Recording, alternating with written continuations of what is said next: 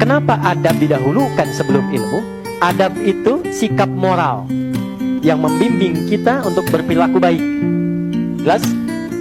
Kalau orang berilmu, adabnya belum baik, moralnya belum baik, maka dia akan berbuat perilaku yang buruk, yang damage-nya lebih besar dibandingkan dengan orang yang belum punya ilmu.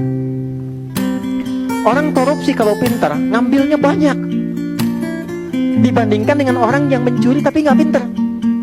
Ya kan? Kijang-kijang nanti durian disimpan di sini ya, tuh. Ya, banyak motifnya dan damage-nya lebih banyak. Sama, jangan dikira orang yang punya pengetahuan tapi minim adab, jangan dikira bermanfaat, merusaknya akan banyak. Ya, akan banyak. Siapa yang banyak memberikan fatwa-fatwa yang keluar buruk dan itu mencelakakan. Betapa banyak orang belajar tapi kemudian setelah belajar berselisih. Ada yang mencela si fulan, ada yang mencela si fulan. Ada yang suami baru ngaji pulang mencela istri, istri baru ngaji bid'ahkan suami. Dan yang paling menarik adalah ketika kita belajar kan untuk menyatukan. Yang kurang kita tutupi, yang lebih kita turunkan atau disamakan. Tapi bisa terjadi demikian. Apa yang salah? Adab. Maka Islam datang untuk melatih adab terlebih dahulu, dan saat yang bersamaan ilmu diberikan. Jadi tidak harus tunggu 16 tahun. Itu bersamaan. Karena saat berajar adab pun sedang belajar ilmu, ilmunya khusus adab. Karena itu para ulama itu mendahulukan pelajaran adab dengan babnya sebelum masuk kepada ilmu-ilmu pokoknya. Apa di antara contohnya? Imam An-Nawawi itu menulis kitab Riyadhus Shalihin 1896 hadis. Sebelumnya Al-Arba'in 42 hadis. Lalu Syarah Sahih Muslim 9 jilid Sahih Muslim. Tapi kitab yang pertama ditulis apa? At-Tibyan fi Adab Hamalatil Quran.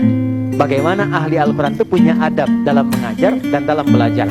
Anda lihat di antara bab pertamanya, wala yata'allamu illa mimman kamulat ahliyatuhu. Tidaklah seorang murid belajar kecuali kepada guru satu yang pakar di bidangnya. Jadi jangan sampai ini mengundang belajar hadis tapi pada orang yang tidak tahu hadis. Kalau gurunya pakam fikih, fikih saja. Gurunya tafsir, tafsir saja. Jangan diminta guru tafsir ngajar fikih. Salah. Yang kedua apa? Wa kamulat akhlaquhu. Akhlaknya baik. Jangan sampai memang pintar tapi maaf membencinya banyak, kasar kata-katanya, sehingga muridnya keluar pintar nas tapi pintar juga kekasarannya, pintar juga mencela orangnya. Itu kata Imam Nawawi nggak berkah ilmunya. Maka adab penting. Datanglah dari guru lokal namanya Syekh Muhammad Hashim bin Ash'ari, menulis 19 kitab. Di antara 19 itu kitab pertamanya Adabul Alim wal Muta'allim. Maka diajarkan di situ dasar-dasar adab. Kemudian masuklah kepada apa yang Anda tadi sampaikan. Saya ada koleksi hampir 40 di kitab tentang sholat. Nah, di antara kitab-kitab itu ada beberapa yang bagus yang menjelaskan tentang hikmah, makna dan adabnya. Satu namanya Nadharat fi Ma'anis Sholah. Yang kedua namanya Asrarus Sholah. Nanti lain waktu kalau tiba lagi, misalnya nanti kita tunjukkan sesuai dengan apa yang teman-teman harapkan. Jelas ya?